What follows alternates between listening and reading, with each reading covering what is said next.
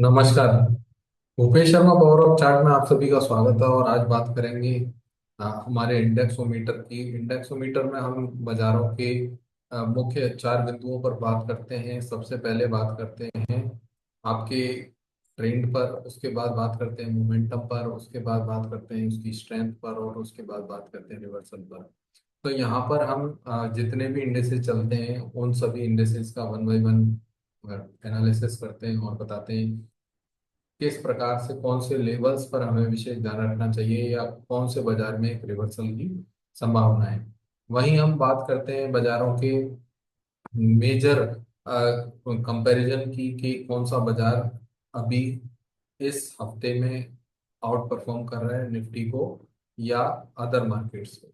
तो आज हमने अपने सेक्शन में एक नया दो इंडेक्सेस और ऐड किए हैं, डॉ जोन्स और नैस्डैक।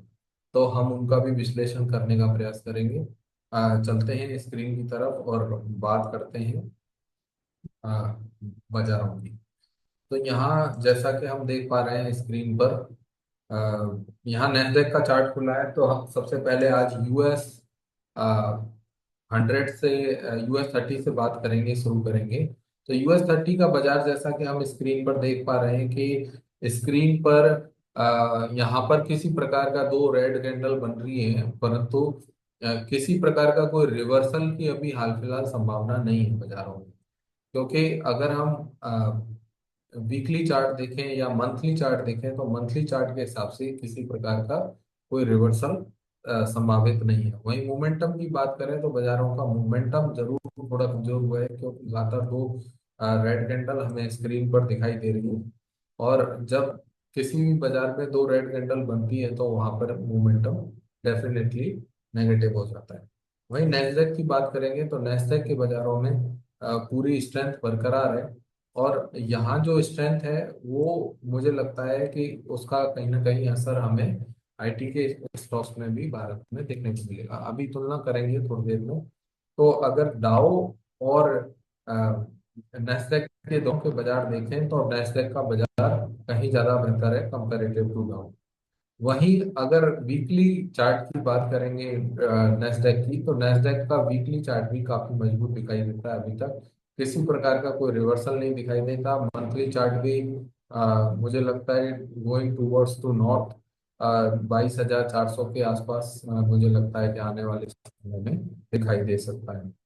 ये इसका लाइफ है। तो कहीं ना कहीं अगर नेशनल में स्ट्रेंथ बरकरार है तो मुझे नहीं लगता कि बाजारों में जो वीकनेस है वो बहुत ज्यादा लंबे समय तक सस्टेन करनी चाहिए। अब बात करते हैं भारत के बाजारों की। और भारत के बाजारों में जैसा कि हम पिछले समय से देखते आ रहे हैं कि हम सबसे पहले सेंसेक्स का चार्ट देखते हैं। यहाँ सेंसेक्स के चार्ट में हमने, मुझे याद है कि हमने जो पहला वीडियो यहाँ बनाया था 13 मई के आसपास, तो हमने बोला कि बाजार अब 83,000 के ऊपर, 82,850 के ऊपर सस्टेन करेगा तभी नहीं गिरेगा, अन्यथा बाजार एक दायरे में ट्रेड करता रहेगा। तो यहाँ देखेंगे कि सेंसेक्स के बाजार में अभी मोमेंटम जरूर नेगेटिव है, परंतु ट्रेंड अभी भी इसका पॉजिटिव बना हुआ है। मुझे लगता है कि इसका जो ट्रेंड है वो अपने को आइडेंटिफाई करना चाहिए। और मुझे नहीं लगता कि बाजार 80,500 के लेवल्स बहुत आसानी से ब्रेक करेगा, पेनेट्रेट करेगा। पेनेट्रेट नहीं करना चाहिए नीचे का लेवल्स। जैसा मैं यहाँ पर एक हॉरिजॉन्टल लाइन मार्क कर देता हूँ, मुझे लगता है कि ये जो लेवल, ये एक बाजार के लिए एक अच्छा सपोर्ट का काम करने चाहिए। वहीं दूसरी तरफ अगर हम बात करें अदर मार्केट्स की, तो हम निफ्टी के बाजारों की बात करेंगे। तो निफ्टी के बाजारों में भी सेम चार्ट हमें देखने को मिलेगा कि निफ्टी के बाजारों में मोमेंटम नेगेटिव है। परंतु निफ्टी के बाजारों में अगर आज की बात करी जाए तो निफ्टी के बाजारों में आज एक पैटर्न देखने को मिला था, परंतु वो निफ्टी स्पॉट पर देखने को नहीं मिला और वो निफ्टी फ्यूचर में मिला। तो हम यहाँ पर कहेंगे कि निफ्टी का जो आज का जो लो लगा हुआ है निफ्टी फ्यूचर का, तो वो निफ्टी फ्यूचर का लो बहुत आसानी से ब्रेक नहीं होना चाहिए आने वाले समय में। और बाजार एक बार फिर से 25,000, 225,000 यहाँ पर देख ही लेते हैं।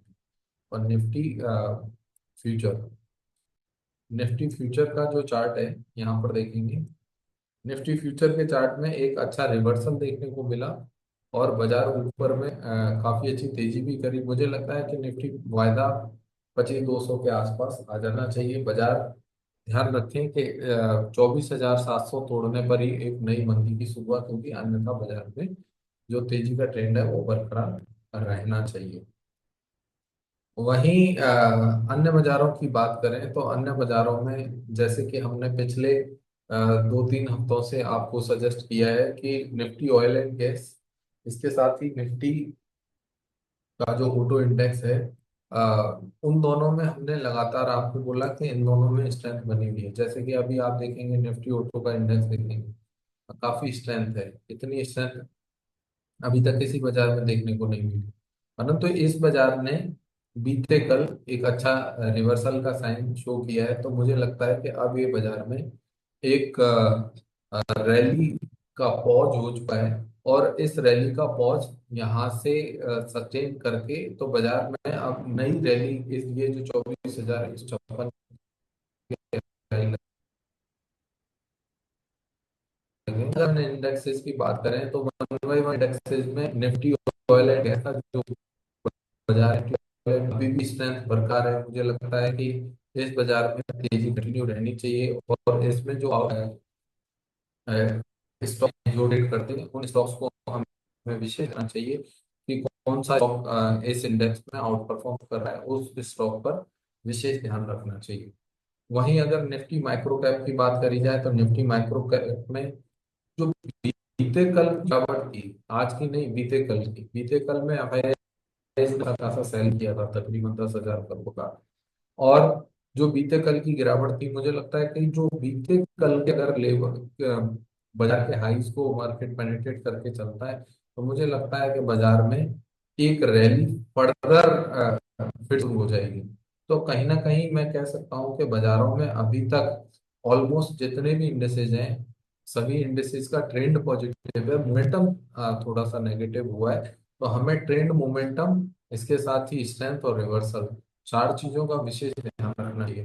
तो अभी बाजारों का ट्रेंड पॉजिटिव है, ऑलमोस्ट जितने भी इंडेसेस हैं, और मोमेंटम उनका जरूर कमजोर है।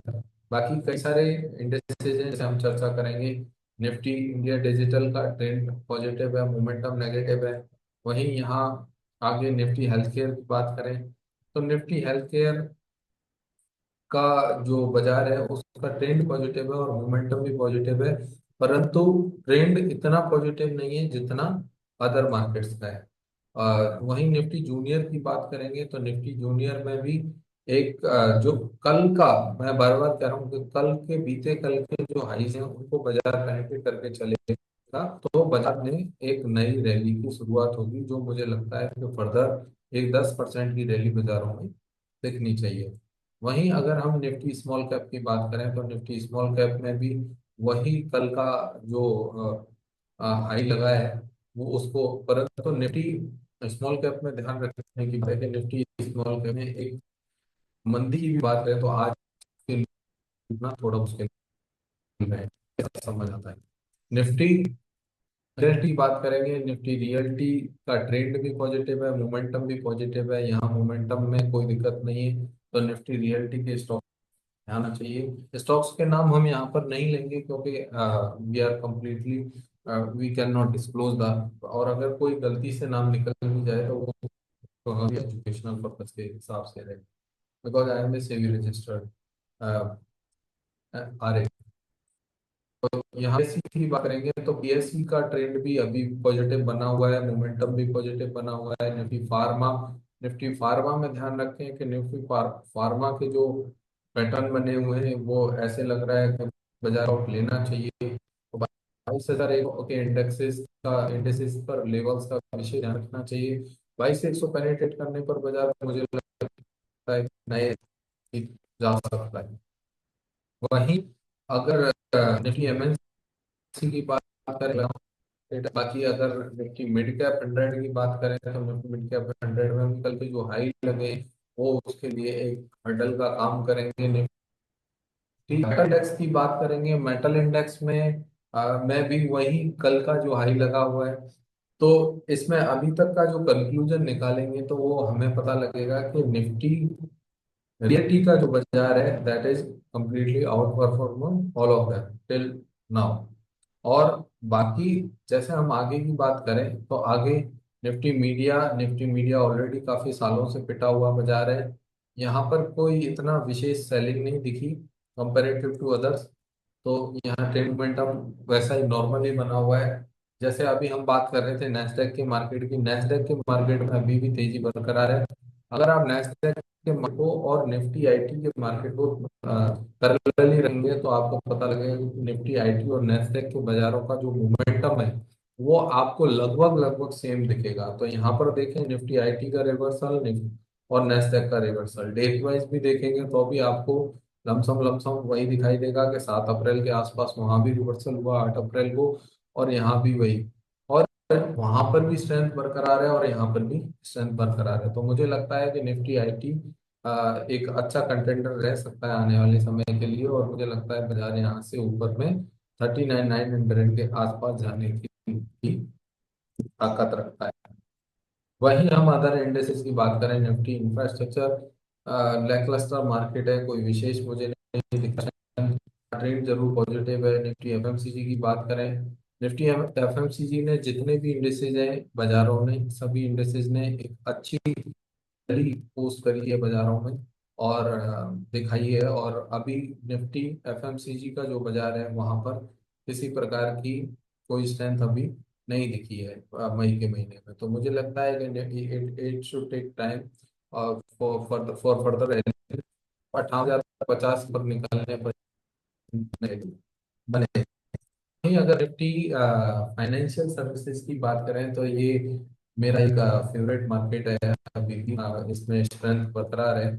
मुझे लगता है कि कहीं ना कहीं निफ्टी फाइनेंशियल इंडेक्सेस में अभी तक कोई टॉप बनने के कोई चांसेस नहीं है। सबसे पहले यही बाजार था जो हमने आइडेंटिफाई किया था कि this is the market, it will make a new high, first it will make new high. तो इस बाजार ने पहले ही सबसे पहले हाई बनाया था, अभी डिस्टेंस बरकरार है। एक पॉज लेते हैं हर बाजार, एक चलने के बाद एक पॉज लेते हैं। तो मुझे लगता है कि ये बाजार का एक पॉज था जो कि 4-5 हफ्ते के लिए ऑलरेडी पूरा हो चुका है। फर्दर हाई के लिए जो नया हाई क्रॉस करेगा, मुझे लगता है कि बाजारों और नया हाई क्रॉस करने के बाद फर्दर एक रैली और देखी जाएगी। आज किसी भी बाजार की स्ट्रेंथ को ट्रेड करने का ये सबसे अच्छा तरीका यही रहता है कि आप स्ट्रेंथ ढूंढें, ट्रेंड ढूंढें, मोमेंटम ढूंढें, और उसके बाद उस बाजार में उस इंडेक्सेस के जो मेजर अच्छे स्टॉक्स हैं उनमें ढूंढें और उनमें ट्रेड की करें। वहीं बात करी जाए तो निफ्टी एनर्जी में भी फ्रेश तेजी की संभावना समझ आती है। और यहाँ से बात करें तो 30,000 के बाजार लेवल्स क्रॉस करते हैं तो यहाँ पर भी एक रैली की संभावना रहेगी। इस बाजार का मोमेंटम भी पॉजिटिव है और अभी फ्रेश ब्रेकआउट हुआ है तो इसमें अभी मुझे लगता है कि स्ट्रेंथ बरकरार रहनी चाहिए। वहीं इंडिया कंजम्पशन की बात करें तो यहाँ पर सेलिंग बीते कल ज्यादा देखने को मिली है। मुझे लगता है कि ये जो सेलिंग देखने को मिली है, इस सेलिंग को मार्केट इतने आसानी से करेगा। तो 11,750 का लेवल पकड़ के चले, 2-2.5% ऊपर का, 2% ऊपर का हाव है। और 11,750 क्रॉस करने पर ही इसमें फर्दर तेजी बने। वहीं अगर कमोडिटीज की बात है भी वही मिला जुला देख रहे हैं। कि ऑटो की बात करें तो निफ्टी ऑटो में भी सेम देख लगता है कि रैली का एक पॉज यहाँ पर लगना चाहिए। और पर जो जैसे हमने जो पहले 2 वीडियोस बनाए थे वहां पर हमारा जो सबसे मजबूत इंडेक्सेस था वो 22,590 के ऊपर यही था निफ्टी ऑटो। तो मुझे लगता है कि निफ्टी ऑटो के बाजारों में अभी ऐसे बरकरार रहनी चाहिए। वहीं अगर हम सबसे मेजर बाजार है बैंक निफ्टी का, तो देखें कि बैंक निफ्टी ने निफ्टी का जो अपना फाइनेंशियल का जो चार्ट है उसमें एक अच्छी तेजी देखने को मिली। और निफ्टी फाइनेंस के साथ ही बैंक निफ्टी ने भी ब्रेकआउट लिया था, परंतु अगर तुलना करें दोनों बाजारों की तो निफ्टी फाइनेंस का बाजार कहीं ज्यादा मजबूत था बैंक निफ्टी की अपेक्षा में। तो मेरा ये कहना रहेगा कि निफ्टी बैंक ने भी एक पॉज लिया था, और वो पॉज मुझे लगता है कि एक तकरीबन 4-5 हफ्ते का कंसोलिडेशन ऑलरेडी निकल चुका है। आज का अगर बाजार देखें तो मैं कहूँगा कि आज के दिन में निफ्टी बैंक इंडेक्स ने एक लो लगाए हैं, वो बाजार के लो बहुत आसानी से पेनिट्रेट नहीं होने चाहिए। जैसा कि आप देख सकते हैं कि यहाँ पर लो लगा है, एक लो यहाँ पर लगा है, और बाजार ने हायर लो लगाने का, लोअर हाई लगाने का प्रयास किया।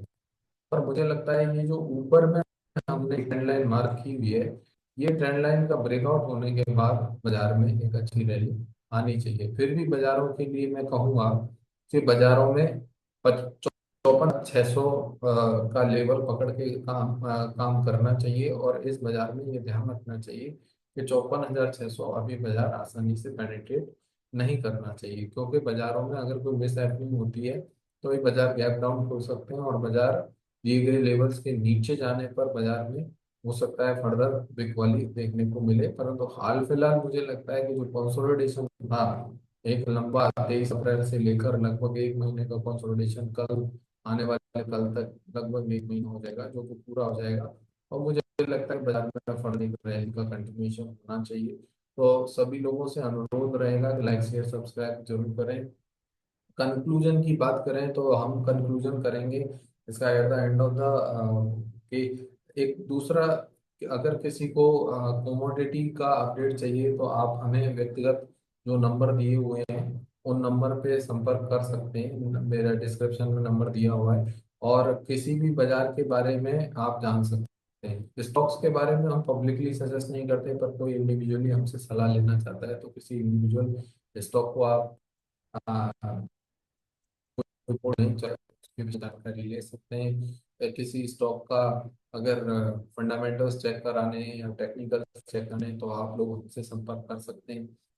तो मेरे निवेदन रहेगा कि आप लोग लाइक शेयर सब्सक्राइब जरूर करें। अगर वीडियो अच्छा लगता है, और नहीं अच्छा लगता तो कोई बात नहीं, अवॉइड करें, और फर्दर हम प्रयास करेंगे कि कुछ और अच्छा बनाएं।